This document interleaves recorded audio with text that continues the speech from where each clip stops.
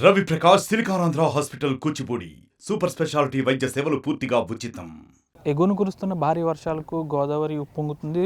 ప్రస్తుతానికైతే మొదటి ప్రమాద హెచ్చరిక అనేది నమోదైంది. పూర్తి స్థాయిలో గోదావరికి ఎగువ నుంచి భారీ స్థాయిలో వరద అనేది చేరడంతో పెద్ద ఎత్తున వరద ప్రవాహం అయితే కొనసాగుతుంది. మొదటి ప్రమాద హెచ్చరికను సైతం జారీ చేశారు. ప్రస్తుతం మనం పశ్చిమ గోదావరి జిల్లా యలమంచిలి మండలం దొడ్డిపట్ల సమీపంలో ఉన్నాం. గోదావరి ఉగ్ర రూపాన్ని అయితే మనం చూసుకోవచ్చు. పూర్తి స్థాయిలో గోదావరి కూడా గట్టు అంచుల వెంబడి రావడంతో ఏదైతే కొబ్బరి చెట్లకు సంబంధించి గట్టు ఉందో అది కూడా తెగిపోయి కొబ్బరి చెట్లు ఆ విధంగా గోదావరిలో కూడా కలిసిపోతున్న పరిస్థితి అయితే ఏర్పడుతుంది. ఎన్నో ఏళ్ళుగా కూడా ఇదే పరిస్థితి ఈ గోదావరి నదీ పరివాహక ప్రాంతాల భూములను అయితే ఇబ్బందులు పెడుతుందని చెప్పాలి. రైతులు దీనికి సంబంధించి ప్రతి ఏడాది గోదావరికి వచ్చే వరదల కారణంగా తమ భూములకు సంబంధించి కొంచెంగా అది వ్యవసాయ భూమి ఏదైతే ఉందో తమ కొబ్బరి చెట్లు అనేవి ఉంటాయో అవన్నీ కూడా గోదావరిలో కలిసిపోతున్నాయని చెప్పాలి. గోదావరి ఉగ్రరూపాన్ని అయితే మనం విజువల్స్లో క్లారిటీగా చూస్తున్నాం.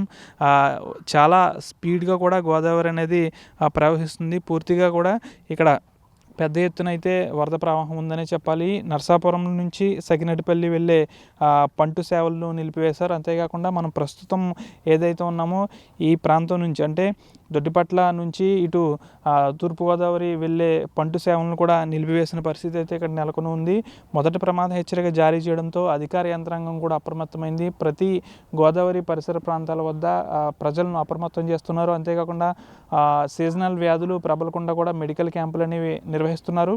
లంక గ్రామాల ప్రజలను కూడా అప్రమత్తం చేస్తున్నారు. ఇటు పశ్చిమ గోదావరి జిల్లా ఆచంట నియోజకవర్గానికి సంబంధించి ఇటు పెనుగొండ మండలం సిద్ధాంతం లంక గ్రామాలతో పాటు ఇటు ఆచంట మండలం అయోధ్య లంక, పుచ్చల లంక, ఇతర లంక ప్రాంతాల వాసులను కూడా అధికారులు అప్రమత్తం చేస్తున్న పరిస్థితి కూడా ఏర్పడింది. లంక గ్రామాల్లో కూడా అధికారులు వెళ్ళి ఒకవేళ ఇంకా మరింత గోదావరి ఉధృతి పెరిగే అవకాశం ఉంటే కనుక వారిని అందరినీ కూడా పునరావాస కేంద్రాలకు తరలించే అవకాశం ఉందని కూడా అధికారులు చెప్తున్న పరిస్థితి. ఇటు గోదావరి మహా ఉగ్రరూపం ఈ విధంగా ఉంటే పలు కాలువలు ఎటైతే ఉమ్మడి జిల్లా వ్యాప్తంగా ఉన్న ఎర్ర కాలువకు సంబంధించి వరద నీరంతా కూడా ఇటు దువ్వ గ్రామంలోంచి ప్రవహించే గోస్తాని నదితో పాటు ఇటు యనముదురు డ్రైన్ ఇతర డ్రైన్లన్నీ కూడా పొంగి పొర్లుతున్నాయనే చెప్పాలి.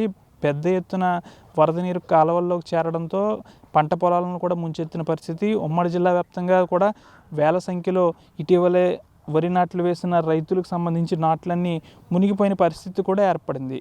పూర్తిగా ఒక నెల క్రితం రైతులు కొన్ని రోజుల క్రితమే నారుమడులు అనేవి వేశారు. అవన్నీ కూడా మునిగిపోయిన పరిస్థితి. ప్రతి రైతుకు కూడా దాదాపు 15,000 నుంచి 20,000 వరకు కూడా నష్టం వాటిల్లిందని కూడా రైతులు వాపోతున్నారు. ఇటు వ్యవసాయ కాలువలు పొంగి పొర్లి పంట నష్టం చెందుతుంది. ఇటువైపు గోదావరి ఉగ్రరూపం దాల్చి ఇలా రైతులకు సంబంధించి భూములను నదీ గర్భంలో కలిపేసుకుంటున్న పరిస్థితి కూడా మనం విజువల్స్లో చూస్తున్నాం.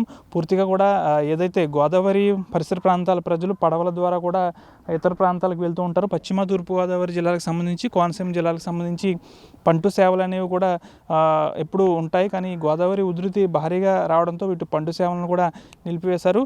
పూర్తిగా కూడా ఎక్కడ కూడా పడవ ప్రయాణాలు అనేవి కూడా జరగనట్లేదు. పూర్తి స్థాయిలో అధికార యంత్రాంగం అప్రమత్తమైంది. ఇంకా గోదావరి ఎగువ నుంచి భారీ స్థాయిలో వరద రావడంతో అధికార యంత్రాంగం అప్రమత్తమైంది. ప్రతి చోట కూడా అధికార యంత్రాంగం గోదావరి నదీ ప్రవాహ ప్రాంతాలన్నింటిని కూడా పర్యవేక్షిస్తున్న పరిస్థితి కూడా ఏర్పడింది. వీడియో జర్నలిస్ట్ శేఖర్తో మన ఆర్టీవీ పశ్చిమ గోదావరి జిల్లా యలమంచిలి నుంచి. మరిన్ని వీడియోస్ కోసం ఛానల్ సబ్స్క్రైబ్ చేయండి. లేటెస్ట్ అప్డేట్స్ కోసం వాట్సాప్ ఛానల్ ఫాలో చేయండి. అండ్ లింక్ డిస్క్రిప్షన్ లో ఉంది.